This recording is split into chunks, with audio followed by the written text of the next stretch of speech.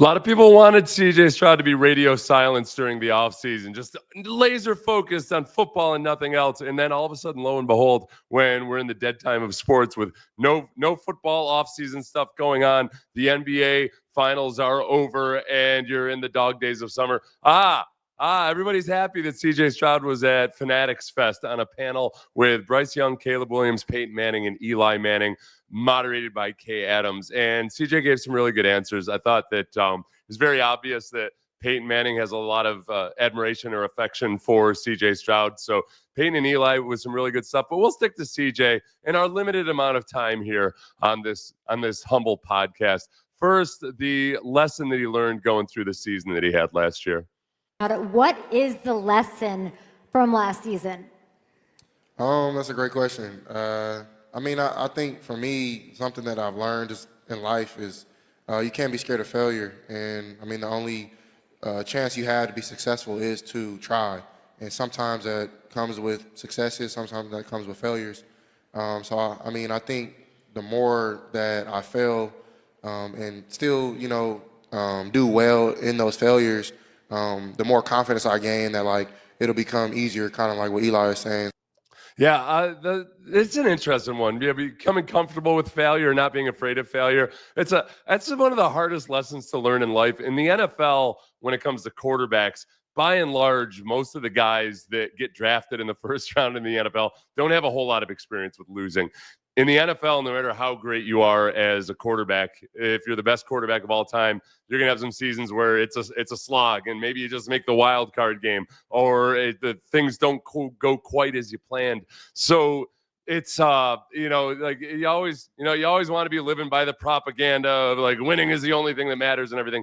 But you have to come to almost have a little bit more of a baseball mentality of rolling with the punches. And after being at a program like Ohio State, where the failure comes, but it comes in poignant doses at the end of the season in the playoffs or whatever it might be, or you have a couple setbacks along the way. Oh no, we're ranked 5th. It's a whole lot different when you're just hovering at 500 or you've got a losing season, and the season's as long as it is, to learn how to be a quarterback and lead in that regard. So I am ultimately, I think, going to end up being really grateful for CJ having gone through this bit of adversity. It's going to serve him well. If you couldn't win the Super Bowl last year, then what lessons did you take from it? I think CJ has really taken a lot of those lessons to heart and hopefully learned from them. Next was him kind of expounding on what it's like being schemed against in the NFL. This was part of the same answer that he had first given in the first one. It was very, very, very helpful for me in my development. I think every year, you're playing against different defensive coordinators, different schemes, and they're studying your tape from the years prior on how to beat you and how to twist the pocket and how to roll coverage. And they're just doing things to throw you off. And the more you can focus on you by still, making sure that you're taking care of the football and knowing what they're doing, I think that, honestly, you can do anything that you really want.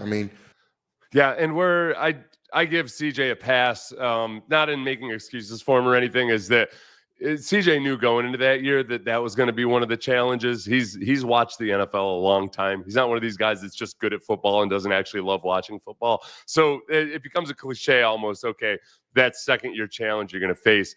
The issue last year was that I think he was meeting a lot of those challenges, but he was also operating in an environment where he didn't have a solid foundation to really learn those lessons or implement those lessons because he didn't have the right coordinator. I'm going to show a clip after this next response. It kind of illustrates just what a mess it was. And there were times where CJ, even if we wanted to make the right decision, it was really, really hard to make the right decision. This is a little funny at the beginning. He was asked to give advice to Caleb Williams by Kay Adams. Kay Adams says she doesn't remember the tidbit from last year after the Chicago game when CJ gave some advice to Caleb Williams, and a lot of people thought he was being a little too big bro for a guy who's only 1 month older than Caleb Williams. CJ makes light of that here. I don't know if Caleb likes my advice, so not this player. Honestly, like I just said, teams, they prepare more, they know what you're good at. They try to just cut that off. It's like playing basketball. If you find out a guy can't go left, they're going to try to force you left. So whatever your weaknesses are, whatever you've put on tape and film, that's what defensive coordinators are watching every single day. And they're just trying to find twists and schemes. And the main thing, they want you to extend plays every time. And if you learn how to just like sit in the pocket and when it's not down, like we're playing in the shell league, like it's cover 4, cover 2, cover 6, cover 5, like all these different 2 high coverages. If it's not there, bro, just get it out your hand. Yeah. Okay. So everything you said there is true. And just by way of illustration, for those of you that might not be, super comfortable with the terminology, this is going to be a cover 2 play where, like, when you name coverages, you name how many safeties or how many defensive backs are playing deep. So the to the right of your screen, you see the 2 safeties. Deep safeties. This is too high cover 2, and the cornerbacks, the guys that are in front of the safeties, are out in their zones. This specifically is going to take away a lot of the deep stuff, and it's going to take a long time for things to develop. But if you watch the Texans and what they do, I'll just let the play run through. It's 2nd and 7 here, so there's no reason to force it. But CJ can't really get comfortable in the pocket, so it's hard to make the right decision. But they only send 2 guys out on routes. So his options on this play are to wait for either Stephon Diggs or Nico Collins to clear, and it takes a long time. Meanwhile, they've got 7 guys in pass protection, 8 guys in pass protection. The running back and the tight ends are kind of slow to release. So right now, CJ ideally should be thinking, all right, it's 2nd and 7. I'm going to take the easy money because these routes are not going to clear versus this coverage. But by the time Dalton Schultz there at the bottom at the 25-yard line would have been open, CJ was already in scramble mode. The running back hasn't gotten out.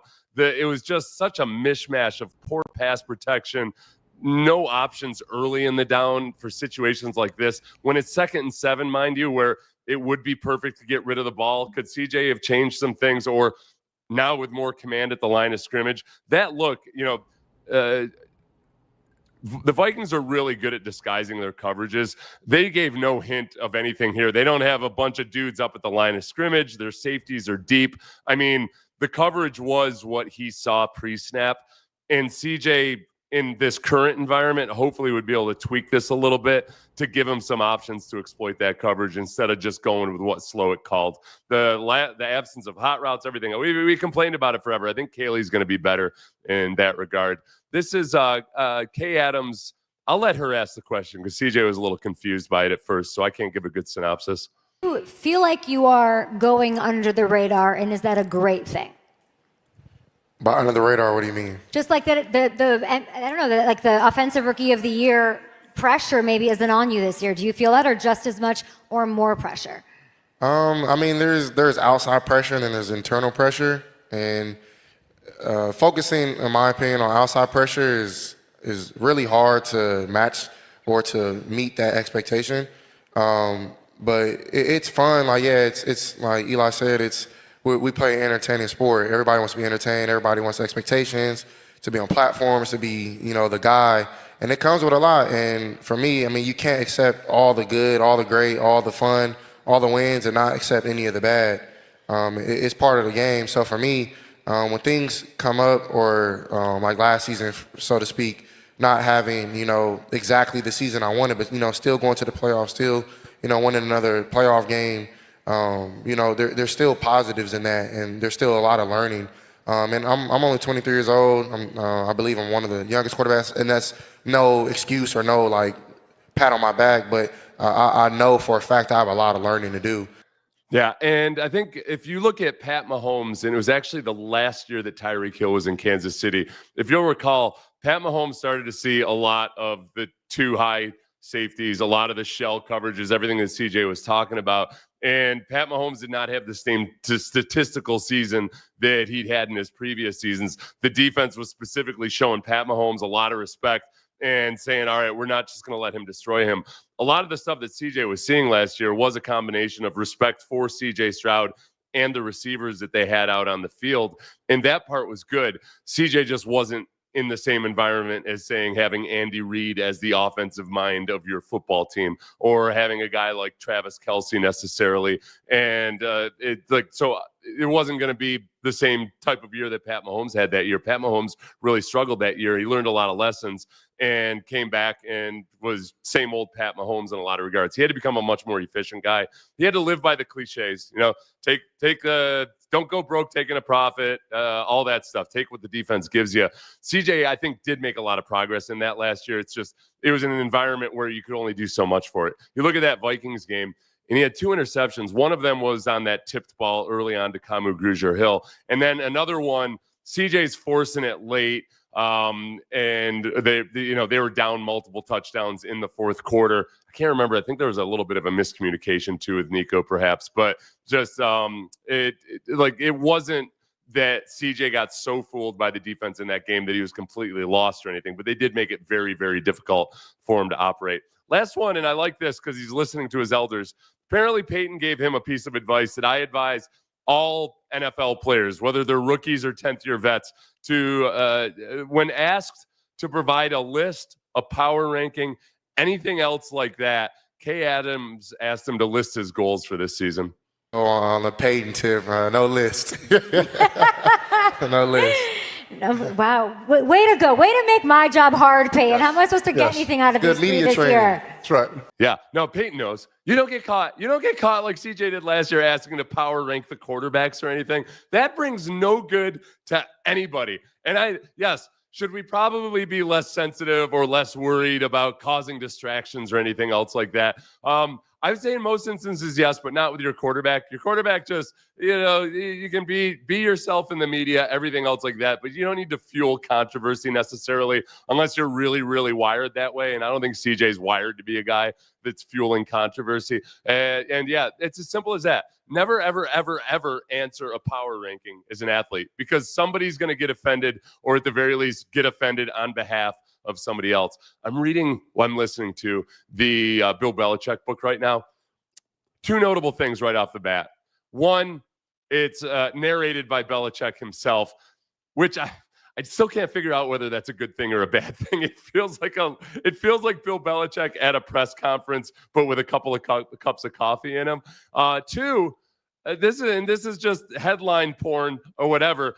I notice in the Audible version, he does not thank Jordan Hudson, his girlfriend, the way he did in the print version, where he cited her as his muse. So interesting. I can't believe Florio hasn't done like 17 pieces on this already, but there are one of the tidbits in there. There's some good. The third thing is I wish he had hired a ghostwriter. It feels very much like he wrote the book himself, and there's just not enough personality coming through. But he does talk about some really cool things, like he really believed in, depending on whether his team responded to it or not in any given year, the bulletin board material. But yeah, he really liked, there were some teams he had that really responded to like, oh, this is what they're saying. Oh, Philly's got their parade route planned already.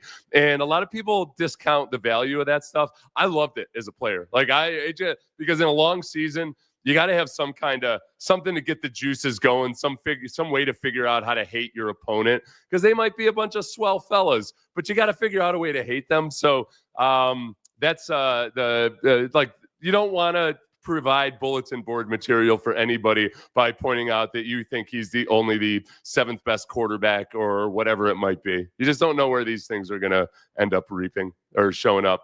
Belichick doing the book audio. So I've been listening to it while I mow my lawn. It's tough, man. It's got some really good tidbits, but you keep wanting, you're just like, give me the whole story behind this philosophy. No, give me some. Now, it doesn't have to be juicy, tabloid type stuff, but just give me a few more stories, a little bit more insight into your personal life. I don't need to know about Jordan Hudson or anything, but just your emotions and how you handle things.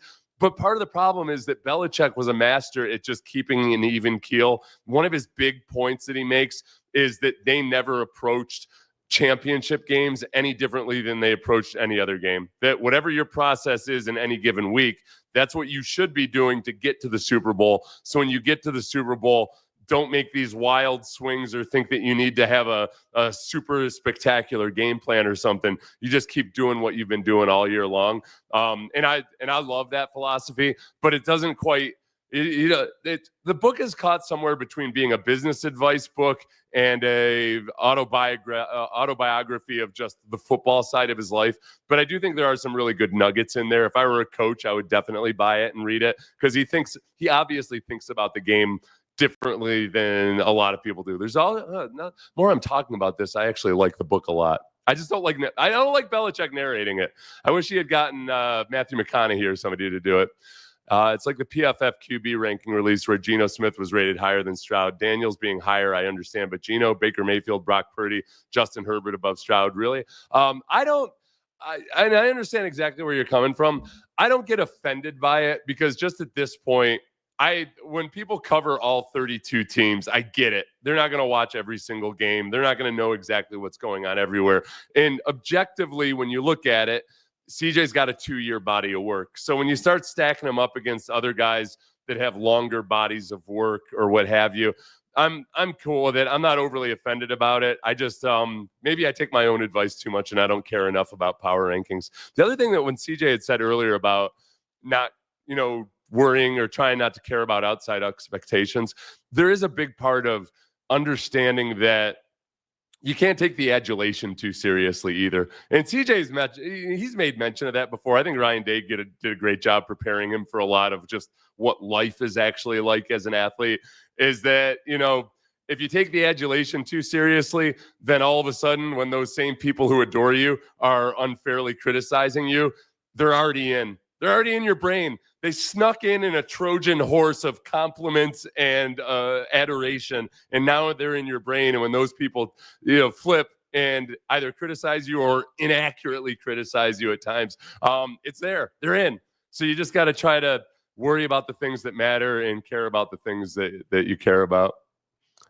What are your thoughts on D'Amico not making it? I'm in the same boat, man.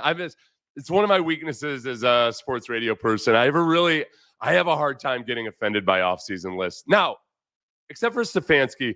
Stefanski was, if you're talking about the same list I just saw this morning, I remember Stefanski was 10.